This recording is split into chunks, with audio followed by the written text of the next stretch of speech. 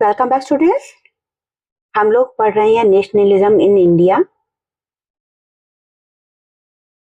Welcome back students. हम लोग पढ़ रहे हैं नेशनलिज्म इन इंडिया, भारत में राष्ट्रवाद, जो कि आपके सभी के सभी यूजी कोर्सेज में बीए ऑनर्स के अलावा, बीए ऑनर्स पॉलिटिकल साइंस के अलावा बाकी सभी के सभी यूजी कोर्सेज में आपके जेनेरिक इलेक्टिव पॉलिटिकल साइंस का पेपर है बेटे सेमेस्टर 3 में। सिर्फ पॉलिटिकल साइंस ऑनर्स को छोड़ के बाकी सभी के सभी कोर्सेज जो हैं यूजी कोर्सेज हैं, सभी में सेमेस्टर 3 में आपका हिस्ट्री का पेपर है, ये पॉलिटिकल साइंस का पेपर रहेगा, भारत में राष्ट्रवाद, नेशनलिज्म इन इंडिया। तो इसका पहला पार्ट हम लोग करने लगे थे और उसमें आधा हम लोगों ने कर लिया था, उससे आगे का लेसन मैं आपको आज कराने वाली हूँ। तो आप लोग बहुत ध्यान से बेटा समझिए, आप लोग बहुत अच्छे से कर लेते हैं, मुझे मालूम है।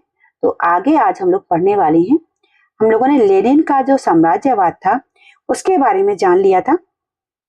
आज के वीडियो में हम लोग पढ़ेंगे कि उपनिवेशवाद किसे कहते हैं, उपनिवेशवाद किसे कहा गया, क्योंकि बेटे जब तक हम लोग साम्राज्यवाद नहीं समझेंगे, उपनिवेशवाद नहीं समझेंगे, तब तक राष्ट्रवाद को समझने में हमें परेशानी है। तो साम्राज्यवाद क्या था वो हमने पिछले वीडियो में देख लिया था, पढ़ लिया था, समझ लिया था। आज हम जानेंगे कि उपनिवेशवाद किसे कहते हैं और राष्ट्रवाद क्या है। तो प्राचीन काल से ही यूरोप और एशिया में व्यापारिक संबंध रहे, बहुत पुराने टाइम से ही यूरोप यानी कि इंग्लैंड, फ्रांस, इन सब कंट्रीज के, भारत, पाकिस्तान तो तब था ही नहीं, खैर भारत के साथ, श्रीलंका के साथ, यहाँ के साथ बहुत ही अच्छे बिजनेस बॉन्ड्स रहे हैं, व्यापारिक संबंध रहे हैं बहुत पुराने टाइम से। क्योंकि भारत के मसाले, हीरे जवाहरात, बढ़िया किस्म का सूती कपड़ा जिसे मलमल कहा जाता था, और भी कई तरह के कपड़े, साथ में सजावट का सामान, चीन से रेशमी वस्त्र यानी कि कपड़े, चाय, ये सब की सब चीजें यूरोप में लगातार जाती रही हैं, यहाँ से एशिया से। फारस की खाड़ी से मोती जाता रहा है, दमिश्क, ईरान आदि नगरों से लोहे के शस्त्र वगैरह वहां जाते रहे हैं। भूमध्य सागर की बंदरगाहों पर लाकर ये उतारे जाते थे। सारा का सारा सामान जो होता था वहां से जो आता था वो आता था यहाँ पर बंदरगाहों पर लाकर के उतारा जाता था। उसके बदले में स्वर्ण मुद्राएं, ऊनी वस्त्र, पीतल का बना सामान, ये सभी की सभी चीजें यूरोपीय देशों से एशिया में लाया जाता था। यानी कि हम लोग यहाँ से भारत से मसाले भेजा करते थे यूरोप में, वहां से रत्न जवाहरात भेजते थे, मलमल का कपड़ा, सजावट का सामान, चीन से रेशमी वस्त्र भेजा जाता था, चाय भेजी जाती थी, फारस की खाड़ी से मोती भेजे जाते थे, और भूमध्य सागर की जो बंदरगाहें थी वहां पर इसको उतारा जाता था। बदले में वहां से हमें स्वर्ण मुद्राएं मिलती थी, ऊनी कपड़े मिलते थे, पीतल का सामान मिलता था, ये सारी की सारी चीजें वहां से इंपोर्ट की जाती थी। मतलब क्या क्या एक्सपोर्ट किया जाता था वो समझ लीजिए बेटा, और क्या क्या इंपोर्ट किया जाता था वो समझ लीजिए। तो यहाँ से मसाले, हीरे जवाहरात, सूती कपड़ा, सजावट का सामान, चाय, ये सब चीजें एक्सपोर्ट की जाती थी। वहां से स्वर्ण मुद्राएं, ऊनी कपड़े, पीतल का बना हुआ सामान इंपोर्ट किया जाता था। तो जैसे जैसे पूंजीवाद का विकास हो रहा था, यूरोपीय राष्ट्रों का भी राजनीतिक विस्तार हो रहा था। जैसे जैसे पूंजीवाद का विकास होता चला जा रहा था, वैसे वैसे वहां पर भी यूरोपीय राष्ट्रों में भी राजनीतिक विस्तार होता चला जा रहा था, बढ़ता चला जा रहा था।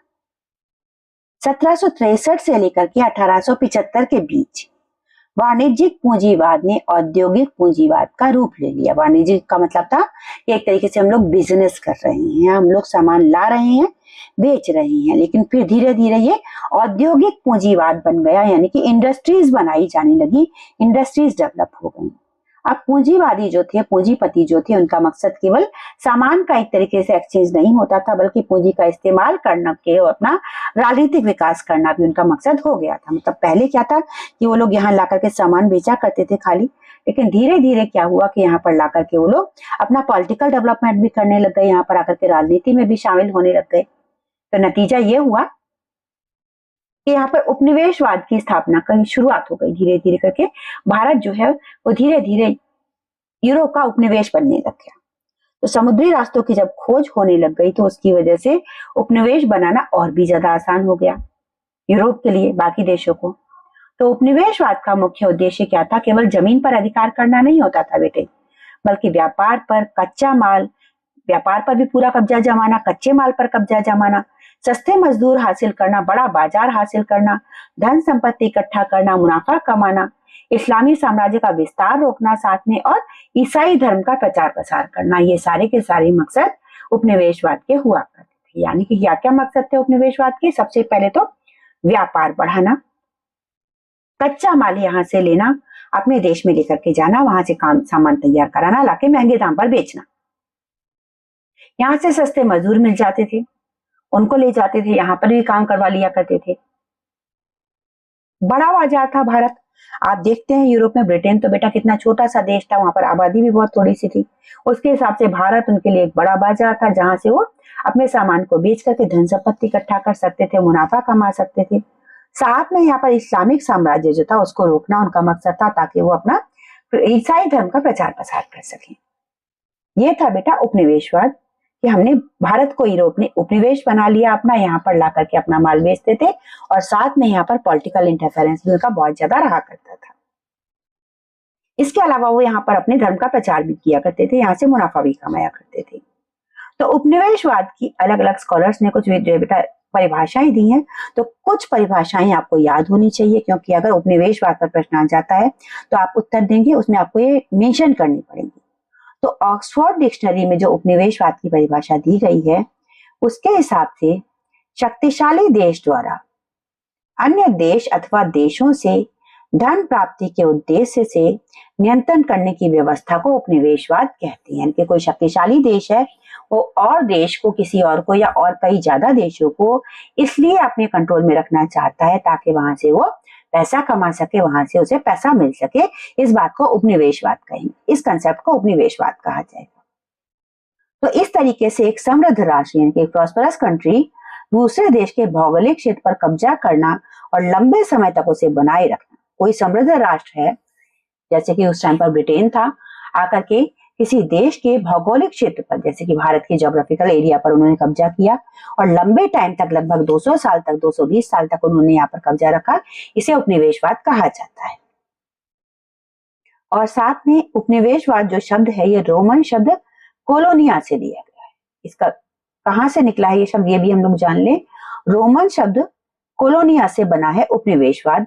कॉलोनी बोलते थे उपनिवेश को, जिसका मतलब है उपनिवेश।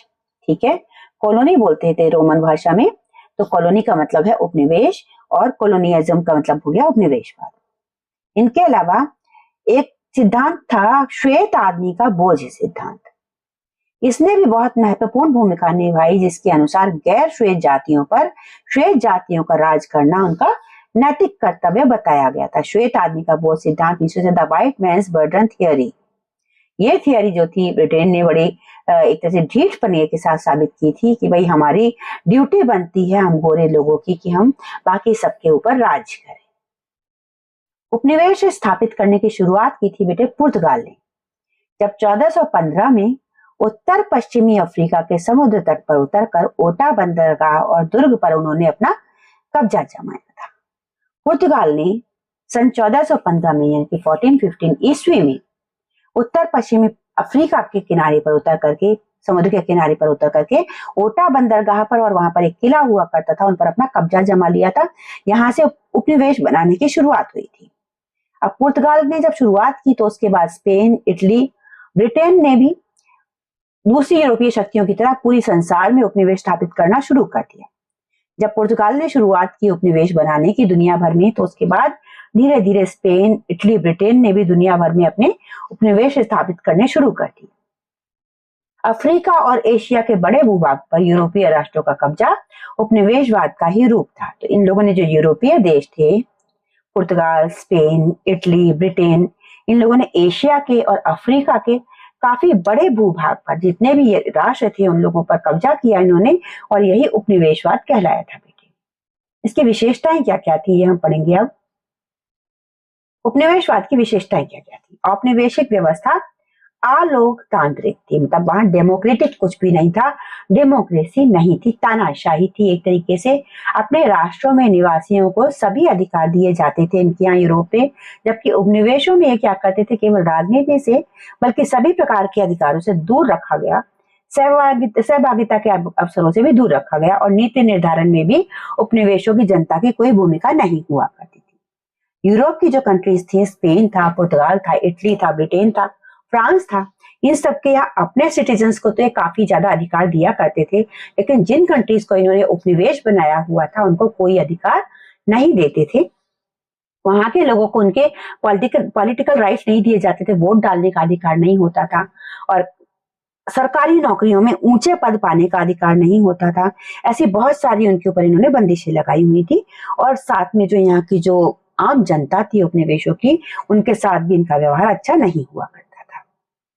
इसके बाद अगला जो विशेषता थी इसकी, औपनिवेशिक शासन उपनिवेश की जनता की मर्जी के खिलाफ था और साथ में लोगों पर शासन को थोपा गया था। दूसरी इसकी बात थी, जो दूसरा फीचर था उपनिवेशवाद का, वो ये था कि जो आम जनता थी जिनके ऊपर ये लोग राज कर रहे थे, वो उनकी चॉइस नहीं थी बेटा, बाय चॉइस ये लोग नहीं थे, ये तो उनकी मर्जी के खिलाफ उनके ऊपर थोपे गए थे। उपनिवेशवाद जो उनको उपनिवेश बनाया गया था, वो अपनी मर्जी से उनके गुलाम नहीं बने थे, उनकी मर्जी से उनके अंडर नहीं आए थे, बल्कि जबरदस्ती बनाया गया था।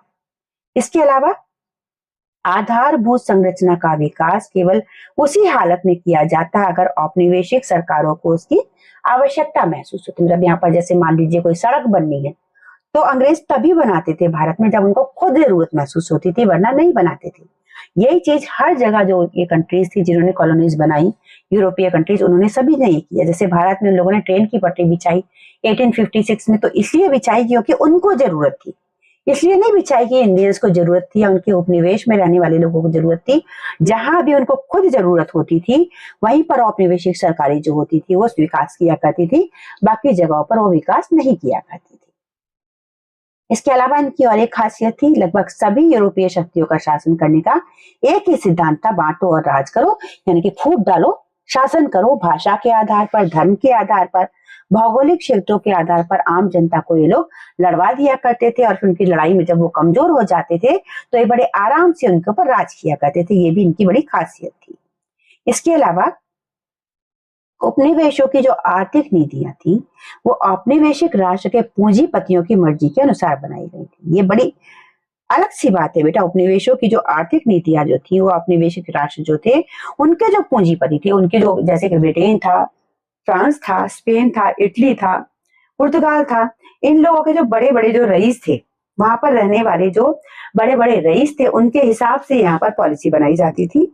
हमारे यहाँ जो कि कंट्रीज कॉलोनीज कही जाती थी, वहां पर जो पॉलिसी बनती थी वो जो एक तरीके से जो उपनिवेश बनाने वाली सरकारें थी, उनके यहाँ के जो अमीर हुआ करते थे उनको उनके कंफर्ट को ध्यान में रखते हुए यहाँ पर पॉलिसीज बनाई जाती थी। ये थी उपनिवेशवाद की विशेषताएं। अब आगे हम पढ़ेंगे राष्ट्रवाद। तो राष्ट्रवाद को पढ़ने के लिए पहले हमें राष्ट्र को समझना बहुत जरूरी है बेटे। राष्ट्र क्या है? राष्ट्रवाद को समझने के लिए पहले हम राष्ट्र को समझेंगे। राष्ट्र उस राज्य को कहते हैं जिसके निवासियों में राष्ट्रीयता की भावना विद्यमान हो और आपस में एक होने की अनुभूति हो। मतलब उनके मन में कहीं ना कहीं ये बात अच्छी तरह से फिक्स हो कि हम सब एक हैं। तो इसे नेशनलिज्म कहा जाता है, राष्ट्रवाद कहा जाता है। तो राष्ट्रवाद एक भावना है, एक आस्था है, जिसके अनुसार संबंधित समुदाय परंपरा, इतिहास, स्थान, जाति, भाषा, धर्म, संस्कृति के आधार पर खुद को एक मानती है। राष्ट्रवाद वो भावना है जिसके आधार पर उस पर्टिकुलर प्लेस में रहने वाले सभी लोग किसी न किसी आधार पर खुद को एक मानते हैं, तो उन्हें राष्ट्रवाद की भावना से उत्पोत कहा जाता है बेटे। आगे है, आधुनिक काल में जन समुदाय की राष्ट्रीय भावना को राष्ट्र में विकसित होते देखा जा सकता है। आधुनिक काल में आप देख सकते हैं हम लोग सभी के सभी, जिसे हम कहते हैं हम देशभक्त हैं, हम राष्ट्र प्रेमी हैं। ये क्यों है? क्योंकि हमारे अंदर राष्ट्रीय भावना विकसित हो रखी है। जो देशभक्त है उसके अंदर राष्ट्रीय भावना विकसित है बेटा। तो पश्चिमी देशों में किसी एक वर्ग, समूह, जाति या धर्म के लोग ही रहते हैं, इसलिए उन्हें राष्ट्र कहा जाता है। पश्चिमी जो देश हैं, जैसे कि यूरोप है बेटा, कहने को तो बहुत छोटे छोटे देश हैं वहां पर, क्योंकि हर देश की अपनी अलग कल्चर है, वहां पर अलग समूह है, उनके अपने अलग तरह के ट्रेडिशंस हैं। जबकि भारत जो है ये बहुत बड़ा राष्ट्र है, यहाँ पर अलग अलग जगह पर अलग अलग भाषा है, अलग अलग ट्रेडिशंस है। तो इस हिसाब से राष्ट्र जो होते हैं वो राजनीतिक नहीं होते हैं, बल्कि एक सांस्कृतिक कल्पना होती है। वहां पर वो राष्ट्र क्यों है? क्योंकि उनकी एक देश में कोई एक वर्ग रहता है, कोई एक समूह रहता है, कोई एक जाति के धर्म के लोग ही रहते हैं, इसलिए उन्हें राष्ट्र कहा जाता है। तो राष्ट्र जो शब्द है व्यक्तियों के जन्म स्थान से भी जुड़ा हुआ है। हमारा जन्म जहां पर हुआ है वो मेरा राष्ट्र है। ठीक है बेटा। एक ही प्रजाति के लोग यहाँ एक जगह रहते हैं, एक समान भाषा बोलते हैं, एक ही इतिहास होता है उन सबका, वो एक राष्ट्र में रहते हैं। एक ही प्रजाति के लोग होते हैं किसी राष्ट्र में रहने वाले बेटा, वो एक ही जगह पर रहते हैं साथ में और अक्सर एक ही जैसी भाषा बोलते हैं, उनका सबकी एक कॉमन हिस्ट्री होती है, वो एक राष्ट्र के अंदर रहते हैं। तो इस तरीके से राष्ट्र को सांस्कृतिक और राजनीतिक दोनों रूपों से देखा जा सकता है। तो यूरोप में सामंतवादी व्यवस्था के टूटने के बाद राष्ट्रों में राष्ट्र की भावना का विकास हुआ।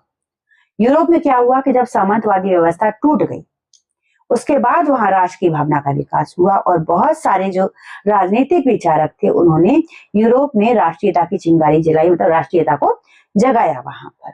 इनमें दांते, मैकियावेली, इन सबके नाम उल्लेखित किए जाते हैं कि इन लोगों ने वहां पर राष्ट्रवाद को जगाया।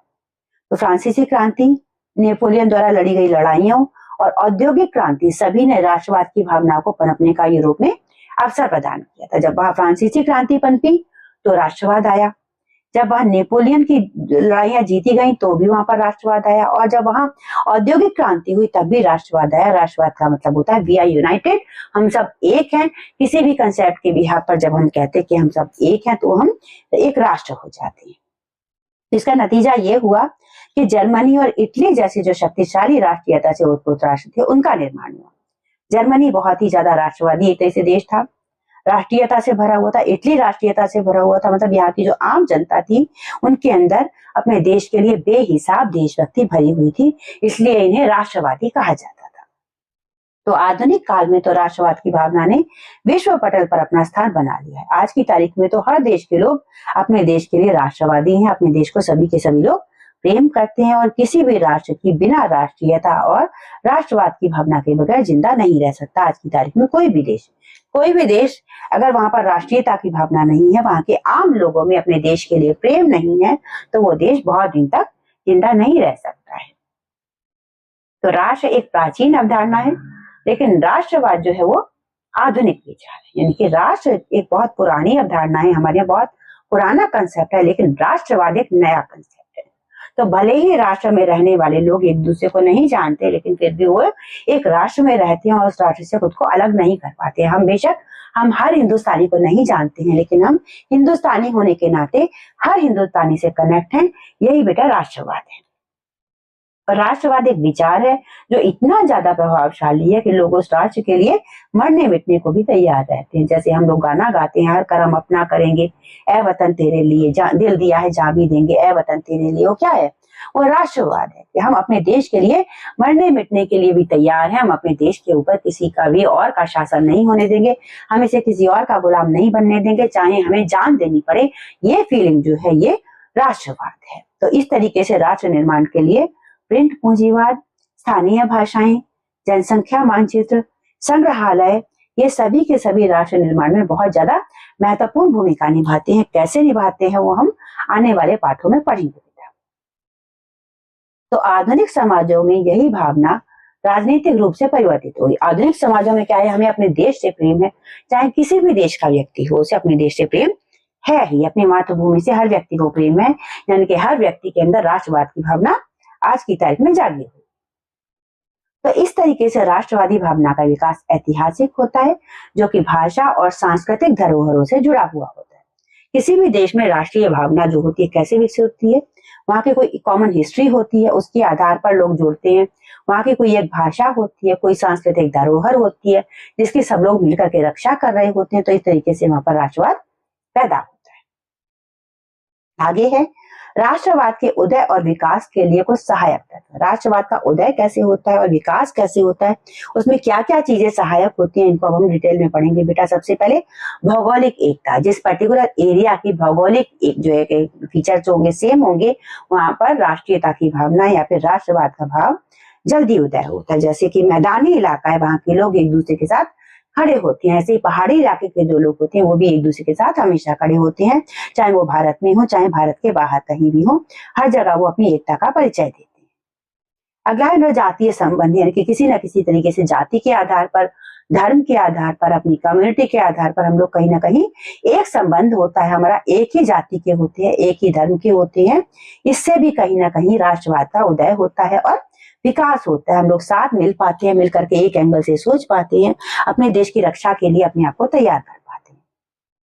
अगला फीचर होता है बेटा समान ऐतिहासिकता, यानी कि जितने भी लोग राष्ट्रवादी होते हैं और पर्टिकुलर एक देश के लिए उनका राष्ट्रवाद जब जागरूक हो रहा होता है, इसका मतलब होता है उनका एक कॉमन हिस्ट्री है, उनकी एक समान इतिहास है उनका, यानी कि उन लोगों का पीछे से इतिहास कहीं ना कहीं सेम रहा है। अगला है संस्कृति व सांस्कृतिक धरोहर। उनकी कोई संस्कृति होती है और सांस्कृतिक धरोहर होती है। जैसे दिल्ली में हुमायूं टॉम्ब है, ये दिल्ली की संस्कृति है, उसको बचाए रखने के लिए लोग बहुत कुछ करेंगे। इसके अलावा भाषाई एकता, उन सबकी भाषा एक जैसी होती है जो एक देश के लिए समर्पित होते हैं।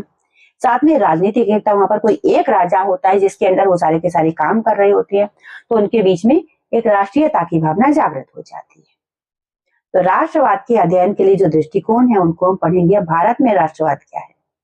तो प्राचीन समय से ही भारत में बहुत सारी नस्लें, बहुत सारी जातियां निवास करती रही हैं। भारत में बहुत ज्यादा डाइवर्सिटी रही है यहाँ की जनता में। मुख्य रूप से आर्य और द्रविड़, दो तरह की जो यहाँ पर आबादी रही है, आर्य रहे हैं और द्रविड़ रही हैं। जबकि भाषा की दृष्टि से देखा जाए, अगर आप भाषा के एंगल से देखें तो यहाँ पर बहुत सारी भाषाएं बोली जाती हैं।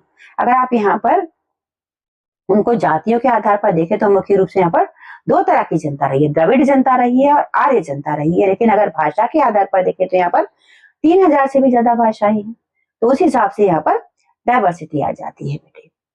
आगे है औपनिवेशिक। भारत में राष्ट्रवाद के अध्ययन के विभिन्न दृष्टिकोण है। भारत में अगर हम राष्ट्रवाद को अध्ययन करें तो कई तरीके से कर सकते हैं। सबसे पहला एंगल रहेगा हमारा औपनिवेशिक एंगल से राष्ट्रवाद का अध्ययन, उसके बाद रहेगा राष्ट्रवादी एंगल से राष्ट्रवाद का अध्ययन, फिर रहेगा मार्क्सवाद के आधार पर राष्ट्रवाद का अध्ययन, और अगला रहेगा निम्न वर्गीय विचारधारा के आधार पर राष्ट्रवाद का अध्ययन। तो इनको हम लोग अब स्टडी करेंगे बेटा एक एक करके। तो औपनिवेशिक या कैम्ब्रिज दृष्टिकोण क्या होता है? 1757 में प्लासी का युद्ध हुआ था बेटा, आपको पता होगा अगर आपने हिस्ट्री पढ़ी है तो। उस टाइम भारत में औपनिवेशिक शासन की नींव पड़ी थी। 1757 में जब प्लासी का युद्ध हुआ तो उसमें हमारे जो प्लासी के राजा थे वो हार गए थे, अंग्रेज जीत गए थे। वहीं से धीरे धीरे हम अंग्रेजों के गुलाम बनने शुरू हुए, यानी कि हम इंग्लैंड का उपनिवेश बनने शुरू हुए। इंग्लैंड से पहले पुर्तगाली आए थे यहाँ पर बेटा। तो भारत में ब्रिटिश शासकों ने अपने शासन को मजबूत करने के लिए इतिहास लेखन की परंपरा का विकास किया। भारत में वो लोग अपना स्ट्रॉन्ग एक तरीके से यहाँ पर एक इन्फ्लुएंस चाहते थे, भारत में बहुत लंबे टाइम तक बने रहना चाहते थे। इसलिए ब्रिटिश शासक जो थे उन्होंने क्या किया, एक इतिहास लेखन की परंपरा का शुरुआत की उन्होंने। और शुरुआत में जो था वो अपने आप को उसमें बहुत अच्छा राजा जताया करते थे, खुद इतिहास लिखवाते थे। तो शुरुआती इतिहास को लिखने वाले जो ईसाई मिशनरी थे, शुरुआत में जो यहाँ पर अंग्रेज इतिहास लिखवाते थे वो ईसाई मिशनरी लिखा करते थे, जिन्होंने भारत और भारतीयों के पिछड़ेपन, पुरातन आचार व्यवहार को अपनी रचनाओं में दिखाने की कोशिश की थी।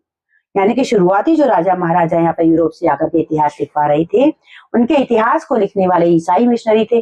उन लोगों ने क्या किया, उन्होंने ये जताया कि भारत बहुत पिछड़ा हुआ देश है, यहाँ पर बहुत ही पुराने टाइम के आचार विचार दिखाए जाते हैं। इस तरह की बातें उन्होंने लिखी और भारत को पिछड़ा हुआ दिखाने की कोशिश की। उनके अनुसार भारतीय सभ्यता न केवल प्राचीन है बल्कि आलसी है और उन्नति करना ही नहीं चाहती। उनका कहना था, जो ब्रिटिश ईसाई मिशनरी आए थे, उनका कहना था कि भारत की जनता जो है, भारत की सभ्यता बेशक बहुत पुरानी है लेकिन यहाँ के लोग आलसी हैं, उन्नति करना नहीं चाहते। ऐसा उन्होंने कहा यहाँ के भारत के लोगों के बारे में। इन मिशनरियों को भारत में किसी भी प्रकार से विकास नहीं दिखाई, नहीं यहाँ पर भारत में कोई विकास दिखाई नहीं, या यूं कहें कि उन्होंने देखा ही नहीं। तो भारत का जो विशाल क्षेत्र था, भारत बहुत बड़ा एरिया है बेटा, तो जनजातीय फैलाव और उत्कृष्ट संस्कृति किसी भी तत्व पर उन्होंने ध्यान नहीं दिया। यहाँ कितनी डाइवर्सिटी थी, कितना बड़ा एरिया था, कितनी जनजातियां यहाँ रह रही थी, कितनी तरह की कल्चर्स यहाँ पर डेवलप हो चुकी थी, इनमें से किसी भी बात पर अंग्रेजों ने उस टाइम पर बिल्कुल भी ध्यान नहीं दिया। 1960 के दशक में जॉन गैलाधर, जॉन गॉडर जॉनसन और अनिल सीड ने कैम्ब्रिज स्कूल की आधारशिला रखी थी। उसके बाद से धीरे धीरे लोगों को पता चलने लगा कि राष्ट्रवाद क्या होता है। तो 1973 में एक थीसिस लिखी गई थी जो कि निबंधों का संग्रह था। इसमें निबंध थे बहुत सारे। एक थीसिस थी जो कि 1973 में लिखी गई थी, निबंधों का संग्रह था, जो कि नाम था इसका locality, province and nation essays on Indian politics 1870 to 1940। ये बुक का नाम था, थीसिस थी ये। तो भारतीय राष्ट्रीय आंदोलन पर लिखी गई इस थीसिस ने दुनिया के सामने भारत की एक नई छवि प्रस्तुत की। जब 1973 में ये थीसिस लिखा गया, रिसर्च करने के बाद तब जाकर के लोगों की राय भारत के बारे में बदली। इसके अनुसार राष्ट्रीय आंदोलन जो था वो राष्ट्रीय ना होकर के केवल स्थानीय अवधारणा के रूप में दुनिया के सामने पेश किया गया था, जो कि सारा का सारा संघर्ष भारत में चल रहा था वो केवल समूह आधार पर था। यानी कि इन लोगों ने प्रोपेगेंडा किया था अंग्रेजों ने कि हम लोग तो बहुत अच्छे से रख रहे हैं भारतीयों को, यहाँ के लोगों को तमीज ही नहीं है, हम इनको सभ्य बना रहे हैं, ऐसी बातें वो बोला करते थे। तो भारतीय राष्ट्रवाद स्थानीय हितों और राष्ट्रीय हितों के बीच टकराव है। जब हम बेटे राष्ट्रवाद की बात करते हैं तो देखिए पहले राष्ट्रवाद समझ लीजिए। तो राष्ट्रवाद का मतलब होता है कि हम अपने देश के लिए जान भी दे देंगे, और स्थानीय अपने हित क्या होते हैं कि मुझे अपने लिए सब कुछ चाहिए। तो ये दोनों चीजें कंट्राडिक्टरी हो गई। तो इसका मतलब है कि भारतीय राष्ट्रवाद जो होता है उसके साथ स्थानीय हितों और राष्ट्रीय हितों के बीच टकराव होता है। मतलब मैं अपना हित देखूं या देश का हित देखूं, ऐसे कंफ्यूजन बहुत बार हमारे सामने आती है। तो इस अंतर विरोध और विरोध के बीच अगर राष्ट्रवाद है भी तो ब्रिटिश शासन को अपने लिए सम्मान और शक्ति तथा संपत्ति प्राप्त करना चाहता है। ठीक है, इस सारे के सारे विरोध के बीच में अगर कहीं राष्ट्रवाद था भी, मतलब उन्हीं अंग्रेजों के हम गुलाम थे, उन्हीं से हमें आजादी चाहिए थी, लेकिन कहीं ना कहीं हम उन्हीं की तारीफ करते थे, उन्हीं की तरह बनना चाहते थे। तो इस वजह से यहाँ पर एक ऐसा तबका था जो कि ब्रिटिश, एक जैसे अगर राष्ट्रवाद है भी यहाँ पर तो अपने लिए सम्मान चाहता है ब्रिटिश सरकार से, और शक्ति चाहता है, संपत्ति चाहता है। उसे इस बात से कोई मतलब नहीं है कि यहाँ पर राष्ट्रवाद कितना हो पाएगा। तो अनिल सील की पुस्तक थी the emergence of Indian nationalism. इसके अनुसार भारतीय राष्ट्रवादी एक छोटा सा कुलीन वर्ग का समूह है, बहुत थोड़े से लोग हैं इस समूह में जो कि खुद ब्रिटिश सरकार से प्रतिस्पर्धा और सहयोग दोनों करते हैं, मतलब खुद ही कंपटीशन करते हैं ब्रिटिश सरकार से, फिर खुद ही उनको कॉपरेट भी करते हैं ताकि वे अपनी शक्ति को बनाए रखें और जो भी अधिकार ब्रिटिश सरकार से उन्हें मिल रहे थे वे कायम रह सके। यानी कि जो यहाँ पर राष्ट्रवादियों का एक छोटा सा समूह था, बहुत कुलीन लोगों का था, बहुत संपन्न लोगों का था, वो दिखाने के लिए अंग्रेजों के खिलाफ कंपटीशन भी करते थे, एक उनके खिलाफत भी करते थे, साथ में कई मुद्दों पर उनको सहयोग भी किया करते थे ताकि उनको जो सुविधाएं ब्रिटिशर से मिल रही हैं वो मिलती रहे। तो इस तरीके से बिल्कुल क्लियरली कैम्ब्रिज इतिहासकार लिखते हैं कि ब्रिटिश भारतीय राष्ट्रवादियों में संरक्षक संरक्षित के संबंध थे। मतलब कि ब्रिटिश जो भारतीय थे, ब्रिटिशर्स जो थे उनके साथ भारतीयों के संबंध कैसे थे, संरक्षक और संरक्षित वाले संबंध थे। यानी कि जो ब्रिटिश गवर्नमेंट के जो लोग थे वो लोग तो संरक्षक थे और भारतीय लोग जो थे तो यहाँ पर राष्ट्रवादी बन के दिखा रही थी उस टाइम पर वो संरक्षित थे, यानी कि उनको ब्रिटिश सरकार से संरक्षण मिल रहा था, पूरी एड मिल रही थी, हेल्प मिल रही थी। तो भारतीय राष्ट्रवादी आंदोलन कोई आदर्शों से भरपूर नहीं था, इसमें कोई बिल्कुल रिजिड आदर्श नहीं थे। जिस तरीके से रास्ता मिलता जा रहा था लोग आगे बढ़ते जा रहे थे। तो ये आंदोलन राष्ट्रवादियों के खुद के हितों से जुड़ा हुआ था, जो केवल संपत्ति और सत्ता के लालच के लिए था। ये बात भी यहाँ पर कही गई है कि भारत में जो कि शुरुआत में राष्ट्रवादी आए उनको अपने लिए सत्ता चाहिए थी, अपने लिए पावर चाहिए थी, उनको देश के हितों से इतना ज्यादा कंसर्न नहीं था। अनिल सील ने अपनी पुस्तक में लिखा है कि ब्रिटिश शासकों द्वारा जो शिक्षा के अवसर प्रदान किए गए उनकी भी उन्होंने प्रशंसा की है। अनिल सील ने ब्रिटिश शासकों ने जो भारतीयों को शिक्षा के अवसर दिए थे उनकी काफी तारीफ की है। साथ में वो लिखते भी है कि भारत में जो राष्ट्रवाद पनप रहा है वो संस्थागत है और अंग्रेजी पढ़ने वाले कुलीन वर्ग के द्वारा अपने हितों की पूर्ति के लिए लाया गया है। उनका कहना था कि भारत में राष्ट्रवाद की जो भावना है उसे पढ़े लिखे युवा लेकर के आ रही है, जो कि कुलीन वर्गों से, अच्छे समाज से, अच्छे परिवार से संबंध रखते हैं, लेकिन ये यहाँ पर ऐसा इसलिए कर रही है ताकि ये अपने हितों की पूर्ति कर सके। तो कैम्ब्रिज इतिहास भारत के राष्ट्रवाद को नकारात्मक दृष्टि से देखता है। कैम्ब्रिज के अगर हम लोग एक तरह से इतिहास में पढ़ें तो वो लोग भारत के आंदोलन को अच्छी नजर से नहीं देखते। उनकी नजर में भारत के जितने भी लोग थे वो स्वार्थी थे और इसी वजह से वो लोग आंदोलन कर रहे थे, जबकि उनके विचार बिल्कुल एक तरफा हो जाते हैं। साम्राज्यवादी इतिहासकारों ने भारतीय राष्ट्रीय आंदोलन की पूरी तरह से अनदेखी की, क्योंकि ये साम्राज्यवादी इतिहासकार थे। इनको ऐसे लगता था कि जो भारतीय जो आंदोलनकारी हैं उनको अगर हम थोड़ा सा कुछ बहका देंगे तो आंदोलन हमारा कुछ दिन के लिए शांत हो जाएगा। तो न केवल कैम्ब्रिज इतिहासकारों ने बल्कि जेम्स मिल और मैकाले ने भी भारतीय राष्ट्रवाद को उपयोगितावादी दृष्टिकोण से देखा। मतलब कि भारत में जो राष्ट्रवाद है वो केवल यूज करने के लिए, लोग अपने लिए इसको इस्तेमाल करना चाहते हैं, इसलिए भारत में राष्ट्रवाद। मिल का तो ये भी मानना था कि भारत में ना तो पुनर्जागरण आया और ना ही वो अंधकार से बाहर निकल पाए। उनका मानना तो ये था कि भारत में पुनर्जागरण आया ही नहीं है और अभी भी यहाँ के लोग एक तरह से अंधेरे में से निकले ही नहीं है।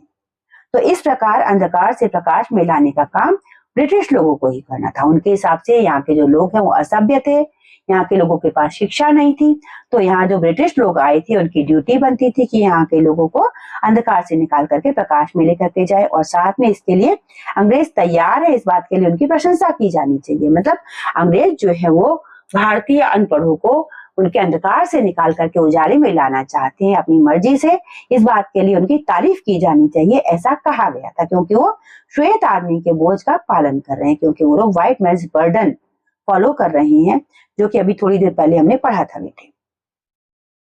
अब भारत का राष्ट्रवादी जो दृष्टिकोण था वो क्या था, इसके बारे में जानने बेटा। हमने साम्राज्यवादियों का, अंग्रेजों का तो पढ़ लिया।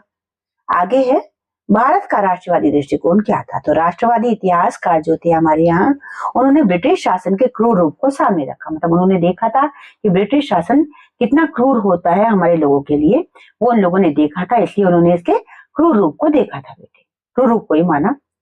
राष्ट्रवादी इतिहासकारों ने औपनिवेशिक विचारों की आलोचना की। जितने भी हमारे यहाँ राष्ट्रवादी इतिहासकार रहे भारतीय, उन लोगों ने जो औपनिवेशिक विचार थे अंग्रेजों के, जो कि अपने आप को यहाँ पर राज्य करने को जस्टिफाई करते थे, उसकी उन्होंने आलोचना की। और साथ में उनके शोषणकारी स्वरूप के बारे में भी उन्होंने लिखा। जितने भी भारत के राष्ट्रवादी इतिहासकार थे, उन्होंने औपनिवेशिक जो लोग थे उनकी निंदा की, और साथ में यहाँ पर जो उनका शोषणकारी रूप था, जिस तरीके से वो शोषण किया करते थे, उसके बारे में लिखा। तो ब्रिटिश इतिहासकारों का मानना है कि भारत कभी एक राष्ट्र नहीं रहा और ब्रिटिश शासकों ने भारत को राष्ट्रवादी बनाया, इस विचार की आलोचना की। यानी कि ब्रिटिश इतिहासकार जो थे उनका कहना ये था कि भारत कभी भी एक राष्ट्र नहीं रहा है। क्योंकि बेटा अगर आप यूरोप को देखें तो इतने छोटे छोटे से देश हैं, बहुत छोटे छोटे से, उनकी अपनी अपनी अलग अलग कल्चर है। जबकि जो इंडिया है, इंडिया मल्टी कल्चर्ड एक कंट्री रहा है। यहाँ पर बहुत सारी एक तरह से सभ्यताएं रही हैं, बहुत सारी संस्कृतियां रही हैं, बहुत सारी बिलीफ्स रही हैं। उनका कहना था कि भारत कभी भी एक राष्ट्र नहीं रहा। और साथ में अगर कोई ब्रिटिश शासक ये कहता है कि उसने भारत को राष्ट्रवादी बनाया, तो ये उसका विचार गलत है, ऐसा कहना था ब्रिटिश के इतिहासकारों का। क्योंकि वो स्पष्ट देख रहे थे कि ब्रिटिश शोषण की वजह से ही भारत का सांस्कृतिक, सामाजिक और आर्थिक विकास नहीं हो पाया। उनको समझ में आ रहा था कि ब्रिटिश शोषण कर रहा था, ब्रिटिश जो थे लोग वो भारत का बहुत ज्यादा दोहन कर रहे थे, यहाँ की चीजों को उठा उठा करके लेके जा रहे थे। इसी वजह से भारत का सांस्कृतिक विकास नहीं हो पाया, सामाजिक विकास नहीं हो पाया, आर्थिक विकास नहीं हो पाया है। तो कुछ इतिहासकारों ने भारत के गौरव को इतने इतिहास में भी पाया। कुछ इतिहासकार ऐसे भी थे जिन्होंने भारत का गौरवमय इतिहास भी निकाला, ढूंढा, उसके बारे में भी चर्चा की। यानी कि भारत कोई इतना कमजोर देश नहीं है, इसके पास बहुत गौरवमय इतिहास रहा है, इसका एक बहुत ही ग्रेसफुल, बहुत ही ग्लोरियस पास्ट रहा है, ये बात उन लोगों ने स्पष्ट की। तो यहाँ के राजाओं ने हमेशा सर्वहित को सर्वोपरि रखा। भारत के जो राजा थे उनका मकसद हुआ करता था सबका भला, सबका हित। तो सम्राट अशोक के राज्य में लगभग पूरा भारत शामिल था। जब सम्राट यहाँ के अशोक राजा थे, उस टाइम लगभग सारा का सारा भारत उनके राज्य में शामिल हो चुका था और उनके टाइम में पूरा का पूरा समाज खुशहाल था, ऐसे प्रमाण मिलते हैं। तो सांस्कृतिक एकता के साथ साथ सामाजिक समानता भी थी। यहाँ पर सांस्कृतिक एकता तो हो गई क्योंकि अशोक के काल में सारा का सारा लोग एक साथ मिलकर रह रहे थे, तो साथ में सामाजिक समानता भी आ गई क्योंकि बौद्धिक धर्म में जो था उसमें ऊंच नीच, छोटा बड़ा, ये सब चीजें नहीं मानी जाती थी। लेकिन ब्रिटिश शासन का उद्देश्य केवल व्यापार पर एकाधिकार था। ब्रिटिश लोग जो आए यहाँ पर, उनका मकसद क्या था कि हम केवल बिजनेस पर कब्जा कर लें पूरी तरह से और बाद में धीरे धीरे पूरे भारत पर कब्जा कर लें, ऐसा उनका मकसद था। तो भारतीय सामाजिक, आर्थिक, राजनीतिक और सांस्कृतिक पतन के लिए ब्रिटिश सरकार जिम्मेदार है। ब्रिटिश सरकार ने जो हमें 200 साल से भी ज्यादा गुलाम बनाए रखा, उस दौरान हमारा सामाजिक पतन हुआ, आर्थिक पतन हुआ, राजनीतिक पतन हुआ, सांस्कृतिक पतन हुआ, और इसके लिए ब्रिटिश सरकार ही जिम्मेदार है, ऐसा हमारे जो राष्ट्रवादी इतिहासकार थे उन्होंने लिखा। आगे, राष्ट्रवादी दृष्टिकोण स्वयं भारत के राष्ट्रीय आंदोलन का ही परिणाम। भारत में राष्ट्रीय आंदोलन हुआ जब अंग्रेजों ने अत्याचार करने की अति कर दी, तो यहाँ पर स्वाधीनता का आंदोलन हुआ। और ये कहते हैं लेखक के राष्ट्रवादी दृष्टिकोण जो था ये इसलिए आया क्योंकि भारत में राष्ट्रवादी आंदोलन चला था। तो इसलिए उन्होंने भारत के गौरवमय इतिहास से आज तक का पूरा चित्र सबके सामने पेश किया, क्योंकि उनको पता था कि भारत का बहुत ही ग्लोरियस पास्ट है। उन लोगों ने उस इतिहास को सारी जनता के सामने रखा ताकि उनको एहसास हो कि भारत कभी एक राष्ट्र रहा था। तो गांधी जी से लेकर के दादा भाई नौरोजी तक सभी लोग इस बात पर सहमत दिखाई दिए कि भारत एक राष्ट्र बनने की अवस्था में था। मतलब इन सभी लोगों का यह मानना था कि अब भारत एक राष्ट्र बनने की अवस्था में पहुंच रहा है। तो ब्रिटिश शासन ने जिस तरीके से भारत का आर्थिक शोषण किया था, उसका वर्णन दादा भाई नौरोजी ने अपनी पुस्तक poverty and un British rule in India में लिखा है, और साथ में आरसी दत्त ने भी लिखा है अपनी पुस्तक the economic history of India में। तो इन लोगों ने, इन दोनों किताबों में, दादा भाई नौरोजी ने और आरसी दत्त ने अपनी अपनी किताबों में बताया है कि किस तरीके से ब्रिटिश जो थे वो भारत का शोषण कर रही थी। नौरोजी ने तो निष्कासन सिद्धांत के द्वारा औपनिवेशिक शासन की पोल ही खोली थी। उनका मतलब था एक निष्कासन सिद्धांत था इनका, ड्रेन ऑफ वेल्थ, उसको नौरोजी जी ने एक जैसे दादा भाई नौरोजी ने सबके सामने खोल दिया था। इसकी वजह से सबको समझ में आ गया था कि ब्रिटिश जो सरकार है उसकी नीति क्या है। वीडी सावरकर ने जब 1857 की क्रांति को भारत का पहला स्वतंत्रता संग्राम कहा, तब राष्ट्रवादी विचारों की स्पष्टता दिखाई देने लग गई थी। सावरकर जी ने जब 1857 की क्रांति को, वीडी सावरकर यानी कि विनायक दामोदर सावरकर, इन्होंने जब 1857 की क्रांति को भारत का पहला स्वतंत्रता संग्राम कहा, तब लोगों को समझ में आने लगा कि राष्ट्रवादी विचार क्या होते हैं। तो बाकी के भी कई और भी भारतीय इतिहासकार थे, जैसे कि एस पी चौधरी, ताराचंद, इन्होंने भी अपनी रचनाओं में 1857 की क्रांति को ही भारत की पहली आजादी की जंग बताया था। तो भारतीय इतिहासकार बिपिन चंद्र के हिसाब से औपनिवेशिक काल राष्ट्रवाद और उपनिवेशवाद के बीच की लड़ाई थी। यानी कि भारत में वो कहते हैं, बिपिन चंद्र जो है भारत के इतिहासकार रही है, इनके हिसाब से औपनिवेशिक काल जो था वो राष्ट्रवाद और उपनिवेशवाद के बीच की लड़ाई थी, क्योंकि अब अंग्रेजों ने हमें उपनिवेश बनाया हुआ था और हम लोग राष्ट्रवादी बन चुके थे। तो राष्ट्रवाद और उपनिवेशवाद के बीच की लड़ाई थी, क्योंकि ब्रिटिश जो थे वो हमें उपनिवेश बनाए रखना चाहते थे, जबकि हमारे जो स्वतंत्रता सेनानी थे वो भारत को एक स्वतंत्र राष्ट्र बनाने के लिए आंदोलन कर रहे थे। तो इस तरीके से स्पष्ट है कि कैम्ब्रिज स्कूल के सामने राष्ट्रवादी स्कूल उपनिवेशवाद की व्याख्या शोषणकारी और ब्रिटिश शासकों के स्वयं को सर्वोच्च समझने की संस्था के रूप में करते हैं। जहां कैम्ब्रिज स्कूल है वो भारत के स्वतंत्रता आंदोलन को एक मौका परस्ती, मतलब परस्ती बताता है, वहीं भारत के जो है राष्ट्रवादी स्कूल जो है या फिर सारी दुनिया के जो राष्ट्रवादी स्कूल है वो उपनिवेशवाद की व्याख्या कैसे करते हैं कि उपनिवेशवाद शोषणकारी था, साथ में जो उपनिवेशकारी थे, जो उपनिवेश बनाने वाले जो देश थे, औपनिवेशिक जो सरकारें थी वो खुद को सर्वोच्च समझती थी और सबका शोषण किया करती थी। ये था बेटा राष्ट्रवादी दृष्टिकोण। हमने पढ़ लिया था पहले साम्राज्यवादी दृष्टिकोण, उसके बाद पढ़ा था हमने राष्ट्रवादी दृष्टिकोण। अब हम पढ़ेंगे मार्क्सवादी दृष्टिकोण। तो मार्क्सवादी जो विचारक हैं वो उपनिवेशवाद को एक बुराई के रूप में देखते हैं, उपनिवेशवाद को अच्छा नहीं मानते। तो मार्क्स के अनुसार ईस्ट इंडिया कंपनी ने जिस तरीके से भारत पर कब्जा किया था वो पहले के आक्रमणों से अलग था। इससे पहले भी यहाँ पर भारत में बहुत सारे आक्रमणकारी आए थे, उन्होंने आक्रमण किया, यहाँ पर कब्जा किया, लेकिन अंग्रेजों की ईस्ट इंडिया कंपनी ने सबसे पहले बेटा अंग्रेजों की तरफ से भारत में ईस्ट इंडिया कंपनी ही आई थी। उसके बाद ही धीरे धीरे उन्होंने पूरे भारत को गुलाम बनाया। तो उनका कहना था कि भारत में अंग्रेजों के आने से पहले जितने भी अंग्रेज आक्रमणकारी आए वो यहाँ की संस्कृति में रच बस गए, यहाँ के अपने हो गए, लेकिन ब्रिटिश विजय का भारत की सामाजिक आर्थिक व्यवस्था पर प्रभाव पड़ा। ब्रिटिश विजय से पहले ब्रिटिश लोग जो आए यहाँ पर, उससे पहले जितने भी आए, मुगल आए या उनसे पहले मंगोल आए, जो भी कोई आए, उन लोगों का क्या था कि वो आते थे और यहाँ की संस्कृति में बस जाते थे, यहीं के होके रह जाते थे। लेकिन ब्रिटिशर्स का ऐसा नहीं था, उन लोगों ने यहाँ से पैसा धन, एक तरह से जो उनकी जो पॉलिसी थी वो ये थी कि यहाँ से ज्यादा धन लूट करके अपने देश में लेकर के जाना। तो ब्रिटिश राज ने क्या किया, भारतीय ताने बाने को, भारत की जो व्यवस्था थी उसको बहुत ज्यादा नुकसान पहुंचाया। भारत ने पूंजीवादी व्यवस्था की नींव रखी, यानी कि यहाँ से वो पूंजी इकट्ठी करते थे, अपने देश में लेके जाते थे, जो कि मार्क्स के हिसाब से एक प्रगतिशील कदम था, जबकि ब्रिटिश राज भारतीय जनता के दर्द को नहीं समझ पाया। तो भारतीय मार्क्सवादी इतिहासकार रजनी पामदत्त, A.R. देसाई, सुमित सरकार और बिपिन चंद्रा ने भारतीय राष्ट्रीय आंदोलन का विश्लेषण किया है। इन लोगों ने कैसे कैसे किया ये हम पढ़ेंगे।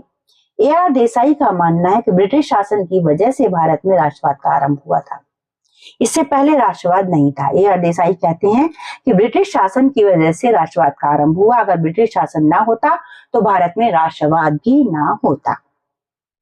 और राष्ट्रवाद का विकास इसलिए संभव हो पाया क्योंकि अंग्रेजी शिक्षा प्राप्त करने के बाद जो यहाँ का नेतृत्व था वो व्यक्तिगत स्वतंत्रता की, न्याय की मांग करने लग गया था। यहाँ के लोगों को राष्ट्रवाद का कंसेप्ट नहीं समझ में आता था, ऐसा कहना है AR देसाई का। जब उन लोगों ने वेस्टर्न कंट्रीज में जाके, यूरोपियन कंट्रीज में जाकर के पढ़ाई की और उसके बाद जब उनका एक तरह से मानसिक विकास हुआ, तब जाकर के वो लोग यहाँ पर पर्सनल इंडिपेंडेंस की, जस्टिस की बात करने लगे और इस तरीके से राष्ट्रवाद का विकास हुआ था। फिर धीरे धीरे किसानों में, मजदूरों में, महिलाओं में, समाज के शोषित वर्गों में भी जागरूकता धीरे धीरे आने लगी, अवेयरनेस आने लगी। इस तरीके से राष्ट्रवाद फैला था। तो मार्क्सवादियों का कहना था कि भारत में राष्ट्रवाद इसलिए विकसित हुआ कि कुछ लोग यहाँ पर पढ़ चुके थे और वो लीडर बन के आए थे। उन्होंने धीरे धीरे किसानों को, श्रमिकों को, महिलाओं को, समाज के शोषित वर्गों को जागरूक किया और तब यहाँ पर राष्ट्रवाद का उदय हुआ। अब राष्ट्रवाद भारत के लिए यूं भी जरूरी हो चुका था, जरूरी हो चला था क्योंकि एक बराबरी का समाज स्थापित किया जाना था यहाँ पर, जहाँ पर कोई भी शोषण किसी भी वर्ग का ना हो। इसलिए भी राष्ट्रवाद बहुत जरूरी हो गया था। यानी कि मार्क्सवादियों का मानना था कि यहाँ पर राष्ट्रवाद बहुत जरूरी था क्योंकि अब यहाँ पर ताकि किसी भी व्यक्ति का शोषण न हो, किसी भी वर्ग का शोषण न हो। मार्क्सवादी लेखकों का मानना यह है कि भारत का उद्धार तभी संभव है जब श्रमिकों और कृषकों का उद्धार होगा। मार्क्सवादी कहते हैं कि भारत का उद्धार तभी संभव होगा जब यहाँ के श्रमिकों का, यहाँ के मजदूरों का उद्धार होगा। भारत की आजादी तभी सफल मानी जाएगी जब सर्वहारा वर्ग को समाज में बराबरी का हिस्सा प्राप्त होगा। यानी कि सर्वहारा वर्ग यानी कि मजदूर और किसान सबके बराबर माने जाएंगे, तभी भारत का उद्धार हो पाएगा, तभी भारत की आजादी सफल मानी जाएगी। आ गया उपाश्रित वर्गीय दृष्टिकोण। तो अब से पहले हमने पढ़ी है साम्राज्यवादी विचारधारा, राष्ट्रवादी विचारधारा, मार्क्सवादी विचारधारा और अब हम पढ़ रहे हैं उपाश्रित वर्गीय दृष्टिकोण। तो उपाश्रित वर्गीय विचारधारा सभी विचारधाराओं में सबसे नई है, लेटेस्ट है, इसकी बात अब होने लगी है बेटा। तो इस विचारधारा के इतिहासकारों ने भारतीय राष्ट्रवाद की एक बिल्कुल अलग व्याख्या की है। तो इनके हिसाब से समाज में हाशिए पर बैठे लोग यानी कि किसान, मजदूर, महिलाएं, आदिवासी, सभी के सभी इनके नजरिए से ये लोग राष्ट्रवाद को देखते हैं। जो ये उपाश्रित वर्गीय दृष्टिकोण है, इसके हिसाब से किसानों के एंगल से, मजदूरों के एंगल से, महिलाओं के एंगल से, आदिवासियों के एंगल से राष्ट्रवाद क्या है वो एक्सप्लेन किया जाता है। इतिहास में इस नजरिए को हमेशा ही नजरअंदाज किया गया, इन लोगों का कंट्रीब्यूशन कभी भी बेटा कंसिडर नहीं किया गया था। तो ग्रामशी ने जब सबाल्टर्न शब्द का इस्तेमाल किया, सबाल्टर्न यानी कि यही बेटा उपाश्रित वर्गीय सबाल्टर्न, तब इसका मतलब था सर्वहारा वर्ग यानी कि हाशिए पर बैठा वर्ग जो समाज का सबसे कमजोर तबका है। इसके बाद इतिहास नीचे से प्रसिद्ध नारा बना history from below. History from below मतलब कि समाज का जो सबसे कमजोर तबका है, समाज का जो सबसे नीचे बैठा हुआ जो तबका है, वहां से इतिहास शुरू हो, ये नारा निकल करके आया।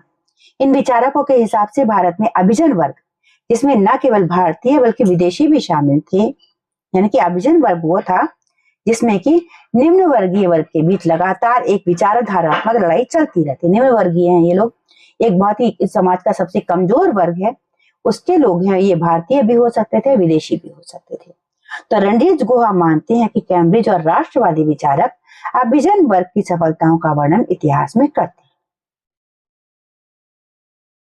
यानी कि जहां वो सफल हुए, जहां वो सफल हो पाए, उनका वर्णन इतिहास में मिलता है। लेकिन भारतीय स्वतंत्रता संग्राम में अभिजन वर्ग से स्वतंत्र होकर अन्य वर्ग को योगदान को भी पहचानने की आवश्यकता है। यानी कि जो कैम्ब्रिज वाले हैं, राष्ट्रवादी विचारक हैं, वो यहाँ के जो एक संपन्न वर्ग है उसकी सफलताओं का तो वर्णन करते हैं, लेकिन एक जो वर्ग था जो कि संपन्न नहीं था, कमजोर तबका था, उसकी जो योगदान था आजादी की लड़ाई में, स्वतंत्रता की लड़ाई में, उसकी पहचान कोई नहीं करता है। जैसे अभी फिलहाल एक अभी वेब सीरीज आई थी हीरा मंडी, उसमें देखिए बेटा एक नर्तकी है, वो किस तरीके से समाज के लिए, अपने देश की आजादी के लिए योगदान देती है। तो इन वर्गों का जो योगदान था उसका कहीं भी चर्चा नहीं होती है, इस बात की लोग बात करते हैं। इसलिए कहते हैं हिस्ट्री फ्रॉम बिलो, जो कहता है कि जो उपाश्रित वर्गीय, जो बिल्कुल आश्रित वर्गीय है, जो समाज रहा है, उसने जिस तरीके से आंदोलन में योगदान दिया उसकी चर्चा कब हो। तो कुलीन वर्ग जो थे कभी भी आम आदमी की आवाज नहीं बन सकते, ऐसा इनका मानना होता था कि जो संपन्न वर्ग है वो कभी भी गरीबों की आवाज नहीं बन सकता। तो निम्न वर्ग कभी भी राष्ट्रीय संग्राम में एक बहुत मजबूत भूमिका इसलिए नहीं निभा पाए क्योंकि वो लोग जहां एक और अभिजन वर्गों का शोषण चाह रहे थे, वहीं अपनी अस्मिता को भी बनाए रखने की कोशिश कर रहे थे। यानी कि निम्न वर्ग जो था, समाज का जो निचला तबका था, वो इसलिए आजादी की लड़ाई में भरपूर योगदान नहीं दे पाया क्योंकि एक ओर तो उनको जो एक यहाँ का जो संपन्न वर्ग था वो सता रहा था, दूसरी ओर उन्हें अपनी अस्मिता बनाए रखने के लिए, अपनी रोजी रोटी बनाकर मतलब पूरी करने के लिए भी बहुत ज्यादा संघर्ष करना पड़ रहा था। ये था आपका बेटा पार्ट 1, जिसमें हमने पढ़ा राष्ट्रवाद का परिचय पूरी तरह से हमारा कंप्लीट हो चुका है। राष्ट्रवाद क्या है, साम्राज्यवाद की दृष्टि से, राष्ट्रवाद की दृष्टि से, मार्क्सवाद की दृष्टि से हमने पूरा का पूरा पढ़ लिया। तो पाठ का नाम था भारत में राष्ट्रवाद के अध्ययन के दृष्टिकोण, राष्ट्रवादी, साम्राज्यवादी, मार्क्सवादी और सबाल्टर्न। ये हमने आज के पाठ में पढ़े हैं और पाठ कंप्लीट हो गया है बेटा। आगे के पाठ भी हम लोग बहुत जल्दी कंप्लीट करेंगे, तो इसके लिए आप लोग बहुत जल्दी से बेटा चैनल सब्सक्राइब कर लीजिए। Have a great day ahead. जय हिंद, जय भारत।